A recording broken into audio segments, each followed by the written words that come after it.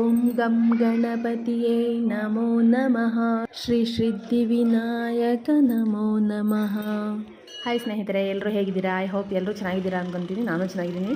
ನಾನಿವತ್ತು ಗಣೇಶ ಹಬ್ಬದ ದಿನ ನಾನು ದೇವಸ್ಥಾನಕ್ಕೆ ಹೋಗಿದ್ದೆ. ಗಣೇಶನ ದೇವಸ್ಥಾನಕ್ಕೆ ಹೋಗಿದ್ವಿ.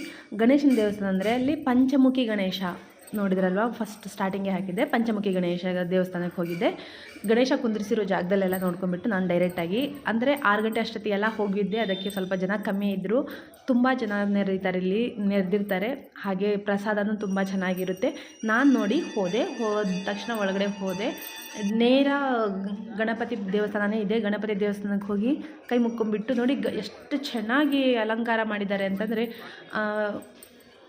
ಬೆಣ್ಣೆಯಲ್ಲಿ ಕಾಯಿನ್ನಿಂದ ಅಲಂಕರಿಸಿದ್ದಾರೆ ಗಣಪತಿಗೆ. ಇಲ್ಲಿ ನೋಡಿ ಮೂಷಿಕ ವಾಹನ ಎಷ್ಟು ಚೆನ್ನಾಗಿದೆ. ಮೂಷಿಕ ವಾಹನ ಮೀನ್ಸ್ ಗಣೇಶನ ವಾಹನ.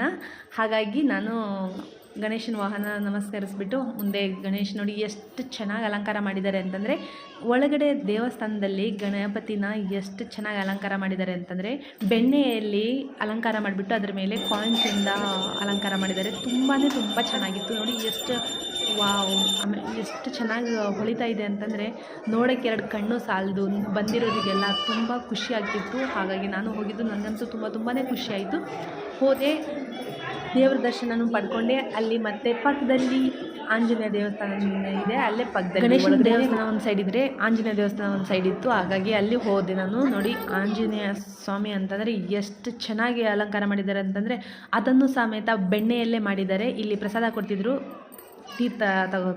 ತೀರ್ಥ ತಗೊಂಡು ನಾನು ನೆಕ್ಸ್ಟ್ ಪಕ್ಕದಲ್ಲಿ ಆಂಜನೇಯ ದೇವಸ್ಥಾನ ಇತ್ತು. ಆಂಜನೇಯ ದೇವಸ್ಥಾನಕ್ಕೆ ಹೋದೆ. ವಾವ್ ನೋಡಿ, ವಾವ್, ಜಗಮಗಿಸುತ್ತಿದ್ದಾರೆ ನಮ್ಮ ಆಂಜನೇಯ ದೇವರು. ಸೂಪರಾಗಿ ಅಲಂಕಾರ ಮಾಡಿದರು. ನಾನಂತೂ ಫುಲ್ಲು ಖುಷಿಯಾಗಿಬಿಟ್ಟೆ, ಸಂತೋಷವೂ ಆಯಿತು. ಮತ್ತು ಆರತಿ ಕೊಟ್ಟರು, ತಗೊಂಡೆ. ಪ್ರಸಾದ ಕೊಟ್ಟರು, ತಗೊಂಡೆ. ಅಲ್ಲಿಂದ ಮತ್ತೆ ಒಂದು ರೌಂಡ್ ದೇವರ ಸನ್ನಿಧಿಯಲ್ಲಿ 2 ರೌಂಡ್ 3 ಆರತಿ ಪ್ರಸಾದ 2 ಆಯಿತು. ನಾನು ಒಬ್ಬಳೇ ಹೋಗಿದ್ದೆ. ಅಲ್ಲಿ ಸ್ವಲ್ಪ ಬೇಜಾರಾಗೋಯಿತು. ಎಲ್ಲರೂ ಇದ್ದಿದ್ರೆ ಇನ್ನೂ ಚೆನ್ನಾಗಿರ್ತಿತ್ತು. ಏನಪ್ಪ ಅಂತಂದರೆ, ನಮ್ಮವರು ಇದ್ದು ಏನೋ ಮದುವೆ ಇತ್ತು, ಅದಕ್ಕೆ ಹೋದ್ರವರು. ಮಗನ ಕರ್ಕೊಂಡೋದ್ರು, ಮದುವೆಗೆ ಹೋದ್ರವರು. ನಾನು ಇನ್ನೇನಪ್ಪ ಮಾಡೋದು ಅಂತೇಳಿ ಮನೇಲಿ ಪೂಜೆ ಮಾಡ್ಕೊಂಬಿಟ್ಟು ಇನ್ನೇನು ಹೋಗೋಣ ಅಂತೇಳಿ ನಾನು ದೇವಸ್ಥಾನಕ್ಕೆ ಹೋಗಿದ್ದು. ಇನ್ನೇನು ದೇವರ ದರ್ಶನ ಮುಗಿದ ತಕ್ಷಣ ನಾನು ಪ್ರಸಾದಕ್ಕೆ ಹೋದೆ. ಪ್ರಸಾದ ಏನಿತ್ತು ಗೊತ್ತಾ?